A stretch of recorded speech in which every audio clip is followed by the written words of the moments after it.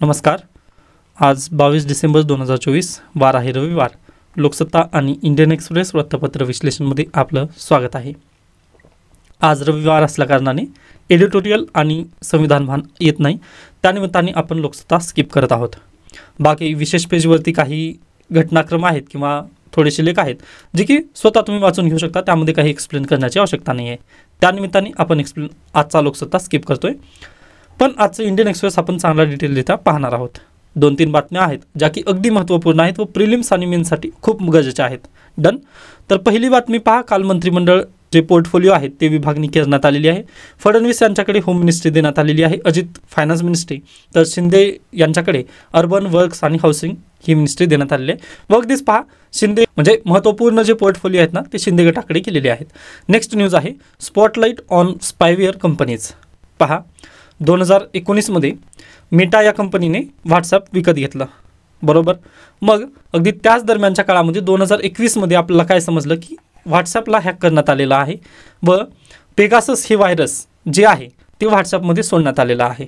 मग पहा, 2021मध्ये हे जो डाटा आहे तो बाहेर आल्यानंतर लगेच अमेरिकन कंपनी, आता पहा व्हॉट्सॲप कुठं रजिस्टर्ड आहे, अमेरिकेमध्ये, त्यामुळे लगेच मेटा या कंपनीने काय NSO जे पेगासस व्हायरस बनवते त्या कंपनीला घेऊन गेले पहा US कोर्टमध्ये, बरोबर. मग USमध्ये NSO या कंपनी विरोधात तिथे खटला उभा राहिला. मग खटला उभा राहिल्यानंतर पहा 1400 जणांचा व्हॉट्सॲप हॅक केलेलं प्रूव्ह झालेला आहे तिथे. ओके. मग ह्या 1400 जणांमध्ये 300 भारतीय व्यक्तींचा डाटा तिथं लीक झालेला आहे असं काल प्रूव्ह झालेलं आहे. मग अगदीच पाहूयात आता याबद्दल काय ॲक्शन तिथं घेता येईल. म्हणजे NSOवरती अमेरिकन कंपनी किंवा अमेरिकन जे कोर्ट आहेत ते काय ॲक्शन घेतील व व्हॉट्सॲप त्यावरती काय ॲक्शन घेईल हे आपलं तिथं पाहणं गरजेचं आहे. ओके. तर ही न्यूज थोडीशी महत्त्वपूर्ण आहे. भारतामध्ये त्या न्यूजचं काहीच झालेलं नाही आहे. पहा, इथं दिलेलं आहे की कोणाकोणाचे व्हॉट्सॲप वगैरे हॅक झाले होते. अगदी जर्नलिस्टचे पण व्हॉट्सॲप हॅक झाले होते. ठीक आहे. त्याच्यानंतर पुढे चला. Government amend poll rules to restrict public inspection of electronic record. आता पहा, मागच्या लेक्चर्समध्ये आपण पाहिलेलं आहे इलेक्शन कंडक्ट रूल्स 1961. ओके. ह्या रूल्सनुसार पहा आपल्या देशामध्ये इलेक्शन कंडक्ट होतात, बरोबर आहे. मग काल गव्हर्नमेंट ऑफ इंडियाने काय केलेलं आहे पहा, हे 1961चे जे रूल्स होते ना त्याला अमेंड केलेले आहेत व अमेंड करून त्यांनी काय केलं आहे पहा. याच्यापूर्वी व्हायचं काय, जर पब्लिकला जर शक यायचा ना, आता अगदीच महाराष्ट्र इलेक्शन झाले ना त्यावेळेस पण पहा पब्लिकला थोडंसं डाऊट आला की हे इलेक्शनमध्ये मालफंक्शन झालेली आहे का किंवा EVMमध्ये घोळ झालेला आहे का.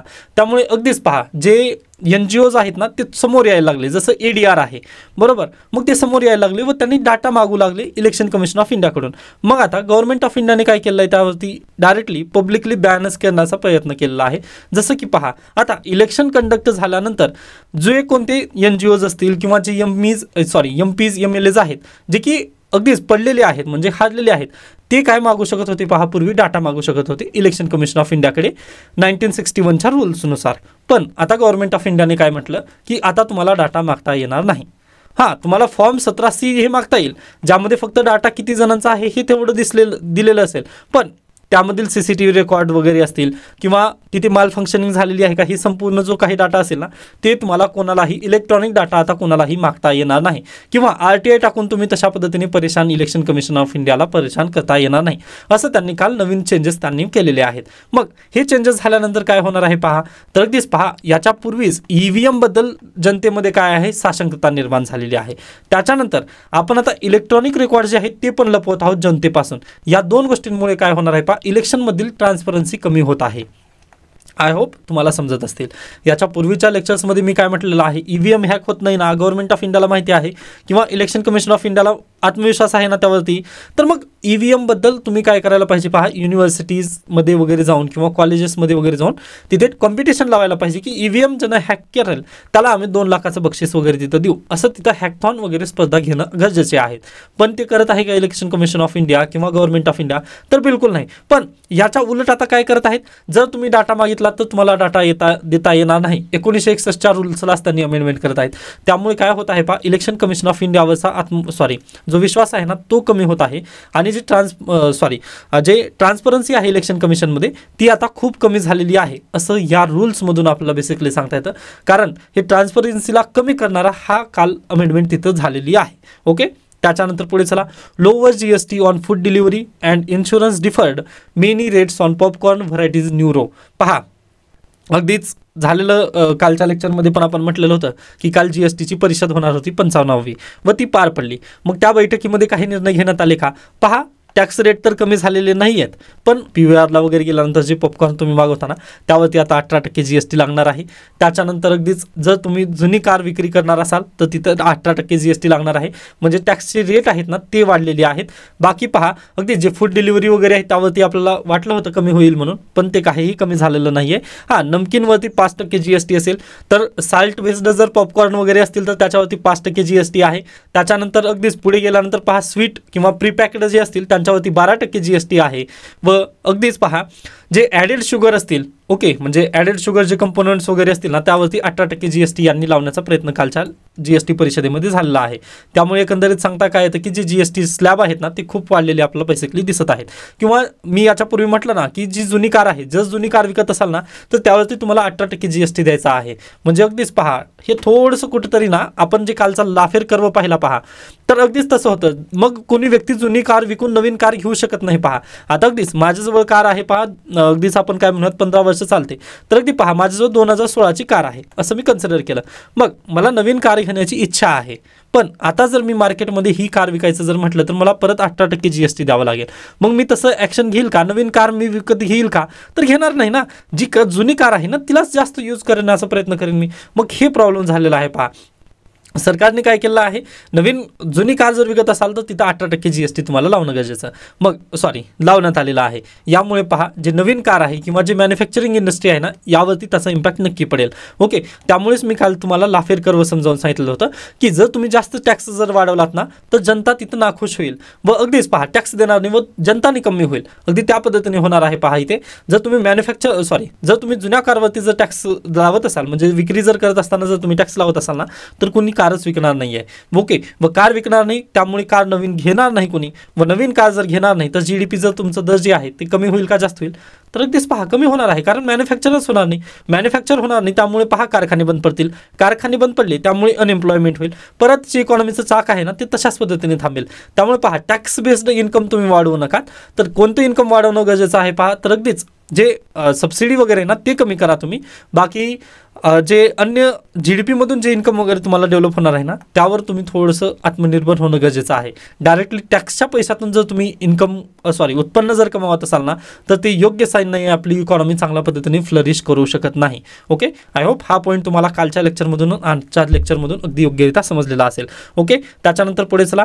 कालच्या लेक्चरमध्ये आपण ही न्यूज पाहिली होती. पहा, तर महाराष्ट्र मॅरिटाईम बोर्ड यांनी कंपल्सरी केलं आहे, जे लाईफ जॅकेट आहेत ते आता कंपल्सरी झालेले आहेत. अगदी देर आहे दुरुस्त आहे, चांगली न्यूज आहे असंच म्हणेल मी या न्यूजला. त्याच्यानंतर पुढे चला. शिंदे बॅक्स की पोर्टफोलिओज एमर्जन्स नंबर 2 इन गव्हर्नमेंट, पहिल्याच बातमीला मी म्हटलेलं आहे. त्याच्यानंतर इथं संपूर्ण मंत्रिमंडळ दिलेलं आहे. जे सरळ सेवेची तयारी करत आहेत विद्यार्थी त्यांच्यासाठी हे महत्त्वपूर्ण आहे. UPSCच्या विद्यार्थ्यांनी याच्याकडे लक्ष नाही दिलं तरी चालेल. त्याच्यानंतर पुढे चला. आता हे महत्त्वपूर्ण डाटा आहे, मेन्स परीक्षेला हा डाटा खूप मदत करणार आहे. पहा तुम्हाला. ओके, काल विधानसभेचं अधिवेशनचा शेवटचा दिवस, मग शेवटच्या दिवशी कॅगची जी रिपोर्ट आहे, कॅगचा अहवाल 2016 ते 2022 दरम्यानचा काल टेबल झालं विधानसभेमध्ये. मग विधानसभेमध्ये हा अहवाल ठेवल्यानंतर पहा त्यामधून खूप महत्त्वाची फाइंडिंग आपल्याला दिसत आली. तर कॅगने खूप ताशेरे ओढले आहेत महाराष्ट्र गव्हर्नमेंटवरती. तर पहा झालेलं काय, तर आपल्याला राज्यामध्ये आपल्याला किती 8% टार्गेट दिलेलं आहे. ओके, नॅशनल लेवलचं टार्गेट आहे. हेल्थ केअरवरती तुम्ही पैसा स्पेंडिंग करायचा आहे GDPच्या. ओके, 8% तुम्हाला पैसा स्पेंड करायचा असतो आपल्या GDP प्रमाणे. पण झालेला आहे पहा 4.91% एवढंच आपण पैसा हेल्थ केअरवरती खर्च करत आहोत. मध्यंतरीच्या काळामध्ये कोविड पण येऊन गेलं, आपण लॉकडाऊन पण पाळलं तिथे, बरोबर. तरी देखील आपण काही आपली जी हे आहे एक्सपेंडिचर आहे ना ते काही तिथं वाढवलेलं नाही आहे. याचं जर तुम्ही टोटल विचार केला 2016 ते 2022 दरम्यान, पण 2016 ते 2022 दरम्यानच्या काळामध्ये आपण किती 0.22 लाख करोड एवढा खर्च आपण फक्त हेल्थ केअरवरती केलेला आहे. जर याला पर्सेंटेज वाईज जर तुम्ही काढलात तर 4.91% हेल्थ बजेट तिथं आपण मांडलेलं आहे, जे की 8% एवढं असणं गरजेचं आहे, पण आपण खूप कमी तिथं एक्सपेंडिचर केलेलं आहे. त्याच्यानंतर पहा अगदी जे कॅपिटल एक्सपेंडिचर, म्हणजे कॅपिटल जर म्हटलात ना तुम्ही तर अगदीच जसं हॉस्पिटल बांधणं किंवा हॉस्पिटलमध्ये जे बेड्स वगैरे असतील ना ते काय झालं, भांडवल झाले, तेव्हा कॅपिटल आहे. मग या कॅपिटलवरती आपला खर्च किती झालेला आहे पहा, तर अगदीच पहा 4.68% एवढा खर्च झालेला आहे. व जसं जसं 31 मार्च तारीख जवळ येते ना, तेव्हा तेव्हा मात्र 7.97% एवढा खर्च झालेला आहे. ओके, म्हणजे अगदीच 2 ते 3% वाढ होते, पण ती केव्हा फक्त 31 मार्चच्या दरम्यानच. म्हणजे 31 मार्चला काय होतं पहा, जर आपण बजेट खर्च केला नाही 1 एप्रिल ते 31 मार्चच्या दरम्यान जर आपण खर्च केला नाही, 100 रुपये जर आपल्या पॉकेटमध्ये, आता पहा थोडंसं उदाहरण स्वरूप समजून घेऊयात. आता वडिलांनी आपल्याला दिले 100 रुपये. ओके, 100 रुपये दिले मला व ते आपल्या सेव्हिंग अकाउंटला ठेवलं मी. ओके, मग पहा त्याचं कसं आहे, ते जे 100 रुपये आपल्याला वडिलांनी दिले ते खर्च करण्यासाठी आपल्याला टाइम लिमिट पण दिली आहे. 1 एप्रिल ते 31 मार्च एवढ्या दरम्यानच आपल्याला ते पैसे खर्च करायचे आहेत. अन्यथा पहा, जर ते पैसे जर 1 एप्रिल ते 31 मार्च दरम्यान जर खर्च झाले नाहीत, तर मला काय करावं लागेल, ते पैसे परत आपल्या वडिलांना द्यावे लागतील. बरोबर, मग मी काय करेल पहा, अगदीच 1 एप्रिलपासून पैसे खर्चच करणार नाही. 100 रुपये आहेत माझ्याजवळ म्हणून मी उड्या मारेल, पण तुम्ही पैसे खर्च करणार नाही. मग जसं जसं तारीख जवळ येईल, 31 मार्च तारीख जवळ येईल ना, मला वाटेल आता कुठंतरी खर्च करणं गरजेचं आहे. पण माझ्या जो सर्व गोष्टी आहेत, मग मी काय करेन, वायफळ खर्च करेन. ओके, म्हणजे अनावश्यक गोष्टींवरती खर्च करेन. मग अगदी तसंच झालेलं आहे पहा, 4.6% तुमचं वर्षभराचं तुम्ही एक्सपेंडिचर करता. व अगदीच ज्यावेळेस जाग येते की 31 तारीख जवळ आली, मग त्यावेळेस आपण काय करतो, 7.97% एवढं आपण काय करतो, एक्सपेंडिचर करतो. मग हे पण तिथं थोडंसं रष्ट एक्सपेंडिचर करत आहे महाराष्ट्र गव्हर्नमेंट, हे त्यांना बेसिकली सांगणं मग हे कॅगच्या रिपोर्टमधून आपल्याला उघडकीस आलेलं आहे. त्याच्या पुढे गेल्यानंतर पहा, इन्फ्रास्ट्रक्चर गॅप पण आपल्याजवळ भरपूर आहे. जसं की 70% प्लॅन्ड हेल्थ प्रोजेक्ट इनकम्प्लीट आहेत. ओके, आता अगदीच पहा, आपल्याकडे ज्यावेळेस कोविड आलं ना, त्यावेळेस त्यांनी काय म्हटलं की ऑक्सिजन प्लांट सगळीकडे आम्ही बांधणार आहोत. ठीक आहे, पण आज झालेले आहेत का, तर नाही. 70% जे 70% जे प्रोजेक्ट आहेत ना, ते इनकम्प्लीट आहेत. मग अगदीच पहा, 30% तुम्ही कम्प्लिटेड ठेवलात, तर अगदी हे सक्सेसफुल रेट इथं आपला पण खूप कमी झालेला दिसत आहे. त्याच्यानंतर पहा, 31.91 करोड रुपये फंड जो आहे ना, तो hospital in Amravati remains unused since 2015. म्हणजे पहा ना, 32 करोड जवळपास 31.91 म्हटल्यानंतर 32 करोड जे रुपये आहेत ना, 2015 पासून अमरावतीमध्ये हॉस्पिटल बांधण्यासाठी तसाच पडून आहे फंड. मग दिस पहा, एवढं जर फंड तिथं दिलं असलं तरी गव्हर्नमेंट ऑफ महाराष्ट्र जर पैसे खर्च करत नसतील ना, तर ते अगदी चुकीचं आहे. किंवा हेल्थ सेक्टरवरती जर आपला पैसा अशा पद्धतीने जर खर्च होत असेल, तर खरंच हे दुर्दैव आहे. त्यानंतर कॅगने आणखीन एक महत्त्वाची फाइंडिंग आणून दिलेली आहे पहा, की ह्युमन रिसोर्सेस शॉर्टेज आपल्या हॉस्पिटल्समध्ये खूप आहे. जसं की जे डॉक्टर्स आहेत ना, त्यांचं पहा 27% व्हॅकन्सी आहेत आपल्या महाराष्ट्र राज्यात. त्यानंतर नर्सेसची व्हॅकन्सी पहा 35% आहेत आणि पॅरामेडिक्सची 31% व्हॅकन्सी आहे. जर तुम्ही ओव्हरऑल विचार जर केला तर 44% व्हॅकन्सी आपल्या हेल्थ केअर सिस्टीममध्ये आज आहे. ओके, मग महाराष्ट्र गव्हर्नमेंटला ही हेल्थ केअरमधील जी फॅसिलिटी आहे ना, ती भरून काढणं गरजेचं आहे.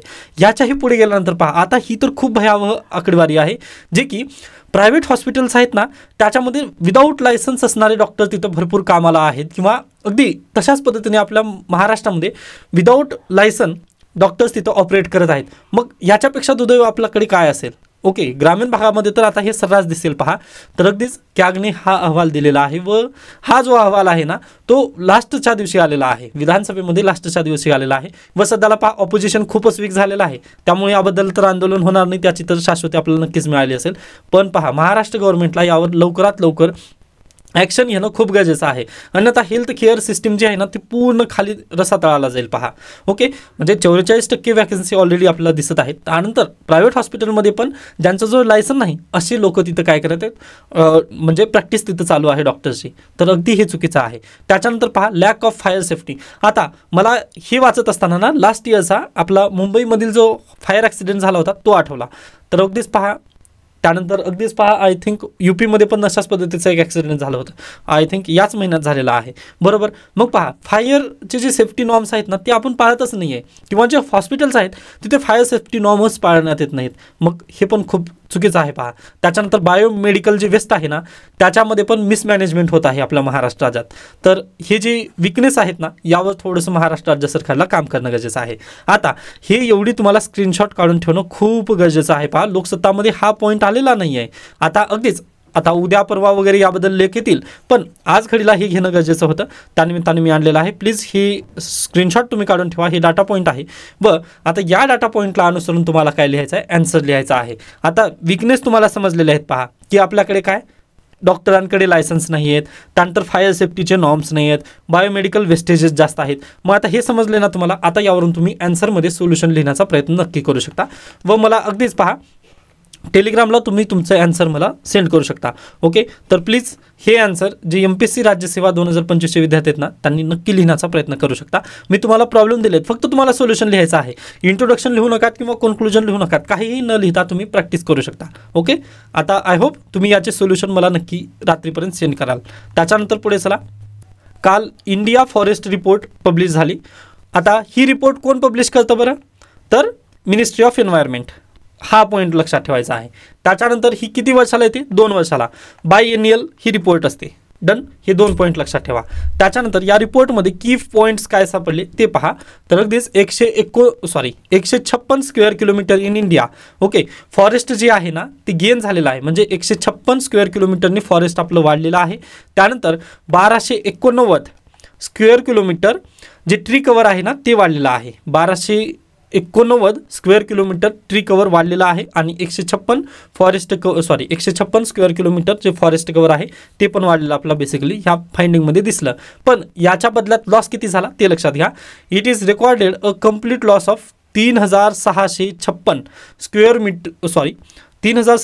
स्क्वेअर किलोमीटर जे डेन्स फॉरेस्ट आहे ना तेवढा याचा लॉस झालेला आहे आपल्या देशभरामध्ये. ही हा थोडासा फॅक्च्युअल डाटा लक्षात ठेवायचा आहे. व ही रिपोर्ट कधीची आहे, 2023ची आहे, जी की 2024ला लॉन्च झालेली आहे. 2021 ते 2023 या दरम्यानच्या काळातली ही रिपोर्ट आहे.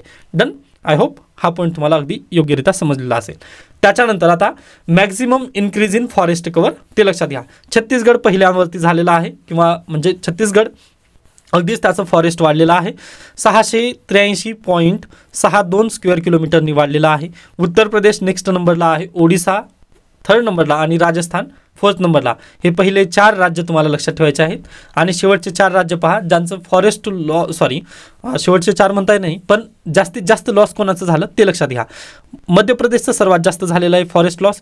त्यानंतर येतं कर्नाटक, त्यानंतर लडाख आणि शेवटचं येतं नागालँड. ओके, या 4 राज्यांमध्ये फॉरेस्टचं जास्त लॉस झालेला आहे आणि फॉरेस्टची जी गेन आहे ना ती छत्तीसगड, उत्तर प्रदेश, ओडिसा आणि राजस्थानमध्ये झालेली आपल्याला दिसायला आली. ओके, हे एवढे पॉईंट तुम्हाला लक्षात ठेवायचे आहेत. परीक्षेला यावरून डायरेक्टली प्रश्न येतं पहा. हे की पॉईंट आहेत. ओके, त्यामुळे लक्षात ठेवावंच लागेल. त्याच्यानंतर आज आलेला आहे पहा पी चिदंबरम यांचा लेख. शक्य झालं तर तुम्ही लोकसत्तामधून वाचून घ्या, पण मी रेकमेंड करत नाही आहे, कारण ऑपोजिशन पक्षाद्वारे कॉन्स्टिट्यूशनला वाचवण्यासाठी वगैरे यांनी लिहिलेलं आहे. पण आपण याच्यापूर्वीच घेतलेलं आहे संपूर्ण कॉन्स्टिट्यूशन अमेंडमेंट वगैरे. 42nd अमेंडमेंट ॲक्ट 26 नोव्हेंबरचं तुम्ही लेक्चर्स वगैरे पाहून घेऊ शकता. त्यामध्ये मी चांगल्या पद्धतीने डिस्कस केला आहे. एवढ्या शॉर्टमध्ये आपल्याला हे डिस्कस करता येत नाही, त्यामुळे मी स्किप करतो आहे. ओके, शक्य झालं तर प्रिव्हियस लेक्चर तुम्ही पाहून घेऊ शकता. त्याच्यानंतर पहा व्हाय वेल्थ टॅक्स पण आपण कंप्लीट घेतलेला आहे याच्या पूर्वीच्या लेक्चर्समध्ये. लोकसभा निवडणुका ज्यावेळेस चालू होत्या पहा आपल्या देशभरामध्ये, त्यावेळेस इंडियन नॅशनल काँग्रेसबद्दल हा लेख आलेला होता. त्यावेळेस मी हे कव्हर केलेलं आहे. ओके, तर मी हा व्हिडिओ पण तुम्हाला लवकरात लवकर प्रोव्हाइड करण्याचा प्रयत्न करेन, स्किप करा. आता नेक्स्ट येतं पहा RTIद्वारे इंडियन एक्सप्रेसने काहीतरी फाइंडिंग केलेलं आहे, ते खूप महत्त्वाचं आहे. पहा विलफुल डिफॉल्टर्स. पहिल्यांदा तुम्ही विलफुल डिफॉल्टर्स म्हणजे काय हे समजून घ्या.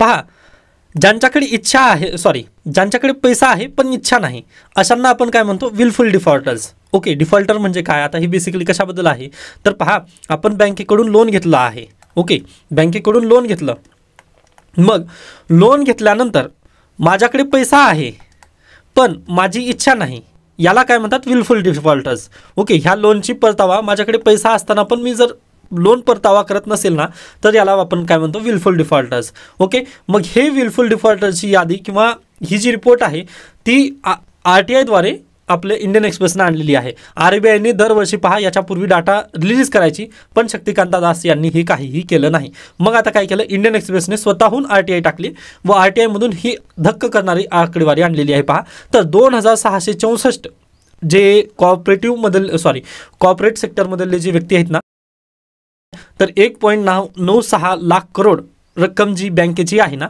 ती डुबणार आहे. ओके, कारण हे पैसे द्यायला तयार नाहीत. त्यामध्ये कोणा कंपनीची नाव आहेत पहा, Gitanjali gems limited, ABG shipyard limited, Concast steel and power, Era infrastructure engineering, REI agro ह्या ज्या कंपन्या आहेत ना, यांनी एवढे पैसे घेतलेले आहेत, जसं जवळपास पहा 1.96 लाख करोड जे पैसे आहेत ना ते बुडणार आहेत. ओके, आता अगदीच ही जर परिस्थिती जर पाहिली ना, तुम्ही एकीकडे जे पुअर पीपल आहेत त्यांचं पहा, किंवा रुरल भागातील पीपल पहा, आणि एकीकडे विलफुल डिफॉल्टर्स जर पाहिलात तर अगदीच तुम्हाला लक्षात येईल की फरक काय आहे. म्हणजे एकीकडे बँकेनं फक्त एक आपला EMI जरी चुकला ना तर आपल्याला लगेच त्यावरती टॅक्स वगैरे लावलं जातं, किंवा 42% व्याजदर वगैरे तिथं दिलं जातं. पण अगदी यांचे 8,516 करोड इथं माफ होण्याच्या कगारवर आहेत. आता माफ होण्याच्या कगारवर असं का म्हटलं मी, पहा तर अगदीच RBI काय करतं, डायरेक्टली जी कंपनी आहेत ना आणि जी SBI आहे, आता यांना कोणी दिलेले असेल पहा लोन, तर SBIने वगैरे दिलेलंच असेल. मग SBIचं जे अकाउंट आहे ना ते कमी होऊ नये. ओके, आणि SBIला वेळ मागेल तेव्हा कर्ज वगैरे मिळावं यासाठी RBI काय करतं, SBIला हेअरकट लावायची परमिशन देतं. हेअरकट लावायची परमिशन म्हणजेच काय, आता पहा ही गीतांजली जेम्स लिमिटेड आहे ना, 8,516 रुपये यांच्याकडे बकायदा आहेत. ओके, म्हणजे करोडमध्ये आहे ते, मी फक्त सांगण्याचा प्रयत्न करतोय. 8,516 एवढे पैसे बकायदा आहेत ना यांच्याकडे. मग आता RBI काय करतं की SBIला म्हणतो की तुम्ही हेअरकट लावा तिथे. हेअरकट लावल्यानंतर काय होतं पहा, याचे 6,000 रुपये तिथं याचे 2,000 रुपये तिथं माफ केले जातात पहिल्यांदा. मग इथं किती द्यायचं, 6,516 रुपये तरी दे बाबा म्हणतात. मग ह्यानं काय म्हणतात, जेम्स लिमिटेड ह्यांनी काय म्हटलं की नाही, माझ्याजवळ एवढे पण पैसे नाहीत, मी देऊ शकतच नाही, असं जर म्हटलं ना तर यामधून पहा 3,000 तरी रिकवर करण्याचा प्रयत्न केला जातो, किंवा मग पुन्हा 2,000 तरी रिकवर करण्याचा प्रयत्न केला जातो. असं करत करत पहा वरून तिथं शून्य दाखवलं जातं, कारण यांच्याकडे काही बकायदा रक्कमच राहिली नाही असं दाखवलं जातं. का तर SBI ह्या बँकेचं जे रेट आहे ना ते चांगलं राखावं यासाठी ते तसं केलं जातं. मग तेच हे चुकीचं आहे. व पार्लिमेंटमध्ये याच्यापूर्वी पण पहा भरपूर कर्ज वगैरे माफ झालेली आहेत. पण अगदी ज्यावेळेस शेतकऱ्याची कर्ज वगैरे माफी म्हणतात ना त्यावेळेस अगदी आपण पण, आता मी स्वतः म्हणतो ना शेतकरी कर्जमाफी वगैरे करून ज्यावेळेस आपण आन्सर रायटिंग करतो ना त्यावेळेस मी पण म्हणतो, पण तुम्ही विलफुल डिफॉल्टरचं कर्ज माफ करता त्याचं काय मग. आता पहा मी खरंच सांगतोय, आजपर्यंत त्यांनी कर्ज माफ केलं आता ही जी जनता आहे यांचं कर्ज माफ अद्याप झालेलं नाही आहे. पण आगामी काळामध्ये पार्लिमेंट जे सेशन बसेल, आता बजेट सेशन येणारच आहे, मग बजेट सेशनमध्ये पहा हे जे विलफुल डिफॉल्टर्स आहेत यांची बॉरोविंग कमी करण्यासाठी किंवा यांची जी कर्ज आहे या कर्जामध्ये हेअरकट नक्की लावेल. पहा RBI यांच्यामध्ये कर्जामध्ये हेअरकट नक्की लावेल. मग त्याचा फटका कोण देतं, जे हेअरकट बसेल ना. आता अगदीच पहा 2,000 रुपये जरी त्यांचे माफ केले, 2,000 करोड रुपये म्हणतोय मी, ओके मी हजार असं बोलतोय, परंतु पहा 2,000 करोड रुपये जरी त्यांचे माफ केले तर काय होणार आहे पहा, ते पैसे कोण भरणार आहे तर जनता. आपण पॉपकॉर्न खाल्लं तर त्याच्यावरती किती 5% टॅक्स आहे, 5% ते 18% पर्यंत तिथपर्यंत टॅक्स गेलेले आहेत. मग ते पैसे कोण देत आहेत, हे गीतांजली जेम्स लिमिटेड ह्या कंपनीचे पैसे आपला खिशातून भरावे लागतात GSTच्या स्वरूपात वगैरे. कारण अगदीच सरकार काय करतं, SBIला हेअरकट लावायला परमिशन देतं. मग जे 2,000 करोडचा लॉस आहे ना ते गव्हर्नमेंट ऑफ इंडिया आपल्या स्वतःच्या पॉकेटमधून देतं. मग गव्हर्नमेंट ऑफ इंडियाचे जे स्वतःचं पॉकेट आहे ते कुठून भरत आहे, GST त्यानंतर इन्कम टॅक्स या कामनाम्यांमधून ते पैसे वगैरे तिथं भरत आहेत. मग हे अगदी चुकीचं आहे. ओके, पण अगदी आपला तसं आता पर्सनल लेवलवरती असं ओपिनियन जरी असलं ना तरी SBIची तिथं ब्रँडिंग करण्यासाठी थोडंसं ही चालू आहे गोष्टी, हे तुम्हाला लक्षात घेणं गरजेचं आहे. ओके, आता ह्याच्या पुढची जी कन्सेप्ट आहेत ना ती इकॉनॉमिक्समध्ये वगैरे अगदी चांगल्या पद्धतीने तुम्ही शिकून घ्याल. आता काही विद्यार्थ्यांना हे थोडंसं डोक्याच्या वरून गेलं असेल, आय नो, पण तुम्ही प्लीज एकदा इकॉनॉमिक्स हे जर सब्जेक्ट वाचलात ना तर तुम्हाला ह्या संपूर्ण गोष्टी समजून येतील. ओके, आता आपण इथे थांबूयात. याबद्दल काही शंका काही सजेशन असतील तर नक्की मला सांगू शकता. धन्यवाद.